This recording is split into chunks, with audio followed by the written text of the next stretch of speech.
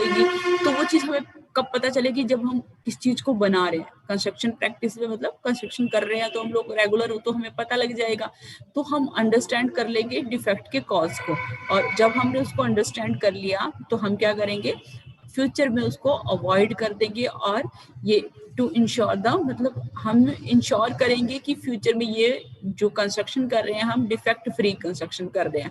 हम यही कोशिश रहेगी। हम देखो जो एजिंग के साथ आना है उसको तो हम अवॉइड नहीं कर सकते, ठीक है, वो तो होना ही है। लेकिन जो मतलब वो जो ऊपर पॉइंट थे, वर्कमैनशिप की वजह से आ रहा है, पूर मटेरियल की वजह से आ रहा है, सुपरविजन की वजह से आ रहा है, इन्वायरमेंट के जो इफेक्ट है उनकी वजह, तो उनको तो हम अवॉइड कर सकते हैं ना, वो तो हमारे हाथ में है।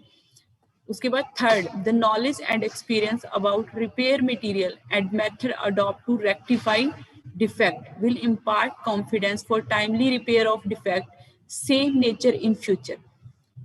हमने देखा कि आपका क्या है, बिल्डिंग के अंदर क्रैकिंग आई, आपने रिपेयर कर दिया, ठीक है, डैम्पनेस आई, उसको आपने मेंटेन कर दिया बिल्डिंग को।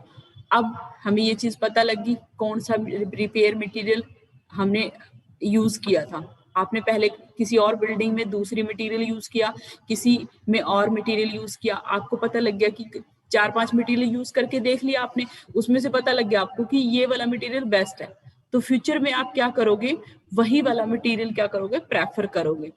तो हमें अगर नॉलेज हो जाए, एक्सपीरियंस हो जाए, देखो मटेरियल बताया मैंने कि डिफेक्ट आना है, एज के साथ आना है, उसको अवॉइड कर सकते हैं जो ऊपर वाले हैं, मतलब वर्कमैनशिप वाला मटेरियल वाला। लेकिन जो बाद में आना है उसमें तो हम उस टाइम रिपेयर करेंगे डिफेक्ट को रिपेयर करते रहेंगे। हमें ये पता लग जाएगा कि ये वाली चीज यूज करने से डिफेक्ट जो है अच्छे से रिपेयर हो जाता है, फ्यूचर में और ज्यादा यूज हम कर सकते हैं बिल्डिंग को।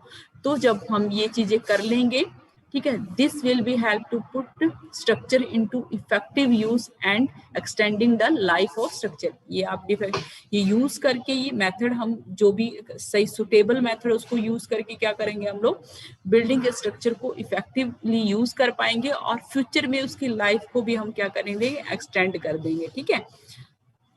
तो क्लियर ये तीनों पॉइंट। पहला कि जब हमें पता लग गया कि ये वाला मटेरियल यूज करने से, यूज ऑफ द पुअर में कंस्ट्रक्शन मटेरियल, ठीक है, मटेरियल यूज करने से क्या प्रॉब्लम आ रही है, तो इंजीनियर क्या करेगा, इंप्रूव करेगा, आगे उस मटेरियल को यूज नहीं करेगा, अच्छी क्वालिटी का मटेरियल यूज करेगा।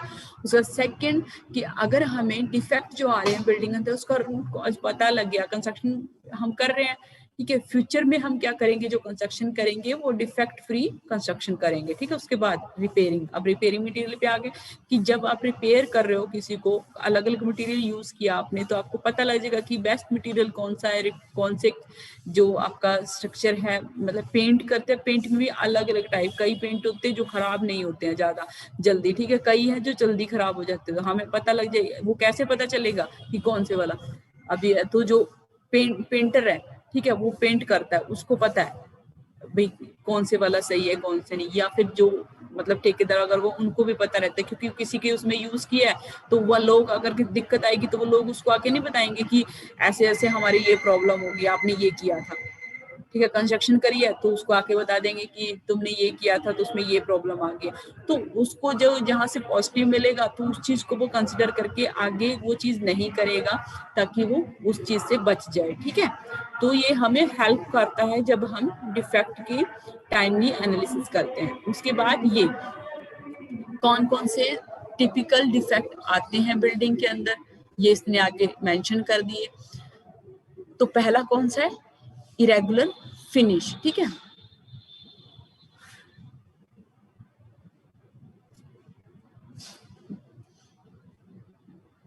कि फिनिशिंग प्रॉपर तरीके से नहीं की है आपने बिल्डिंग की जैसे आपको करनी चाहिए थी, ठीक है। उसके बाद लेक ऑफ प्लम, अब जैसे आप वो बनाते हो, वॉल बनाते हो तो साथ साथ प्लम लगाते रहते हो, ठीक है, वर्टिकल चेक करने के लिए उसकी, तो ये या फिर जॉइंट चेक करने के लिए ब्रिक वर्क के, the lack of the vertical straight line in different member of the building and brick joint, ठीक है। तो प्लम्बिंग आपने प्लम जो करनी थी, लेक ऑफ प्लम में मतलब जो प्लम यूज करके उसकी स्ट्रेटनर चेक करते हैं हम, जो वर्टिकल स्ट्रेटनर चेक करते हैं वो आपने सही से नहीं किया, ठीक है।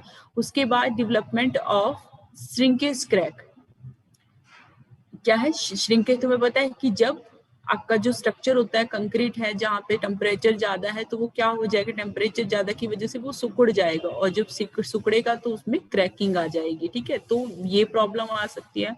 उसके बाद settlement of walls and floor, किसकी वजह से होगा ये सेटलमेंट, उसकी वजह से फाउंडेशन। फाउंडेशन आपकी, अगर आपने जहाँ पे फाउंडेशन बनाई थी वहां पे आपका सॉफ्ट सोयल थी, बाद में पानी की वजह से ज्यादा इधर उधर मॉइस्चर की वजह से वो क्या है नीचे बैठ गई है, या बिल्डिंग के लोड की वजह से नीचे बैठ गया है, तो सेटलमेंट होएगी। अगर नीचे जो मिट्टी बैठेगी तो आपका फर्श भी बैठ जाएगा और आपकी दीवारें भी बैठ जाएंगी। ठीक है, तो ये प्रॉब्लम हो सकती है। उसके बाद क्रैकिंग, और मतलब क्रैकिंग तो आती है, वो डिफरेंट तरीके से आती है। हेयर क्रैकिंग मतलब पतले पतले क्रैक दिख रहे हैं आपको, और मैप क्रैकिंग मतलब बहुत ज्यादा, ये मैं तुम लोगों को दिखा देती हूँ, जैसे दीवार में ऐसे हल्की ऐसे दिखे। ठीक है, मैप क्रैकिंग मतलब ऐसे पूरा पूरे में ऐसे करके ऐसे दिख रही है, एक मैप बन गया। ठीक है, हॉरिजेंटल मतलब ऐसे सिर्फ ऐसे दिख रही है क्रैक आपको, और वर्टिकल सिर्फ ऐसे इस उसमें डायगोनल आपका ऐसे दिख रही है। ठीक है, ठीक है। हेयर क्रैक मतलब पतली पतली जैसे बाल होते हैं ना, ऐसे करके हेयर क्रैक इस करके मतलब छोटी हल्की लाइनें दिख रही हैं, दरारें दिख रही हैं आपको। मैप में पूरा जैसे मैप बन जाता है ऐसे दिखेंगे। हॉरिजेंटल आपका सिर्फ हॉरिजेंटल क्रैकिंग है, वर्टिकल शेप में दिखेंगी, डायगोनल मतलब इंक्लाइंड आपकी ऐसे दिख जाएगी। उसके बाद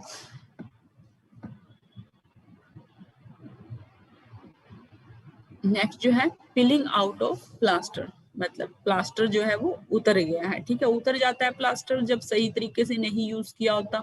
आजकल बहुत हो रहा है, जो पहले वाले मैंने देखा है, पहले वाले जो घर बने होते थे ना, वो पता नहीं अच्छी क्वालिटी का प्लास्टर मटेरियल होता था, पता नहीं, तो वो अच्छे से बनाते थे।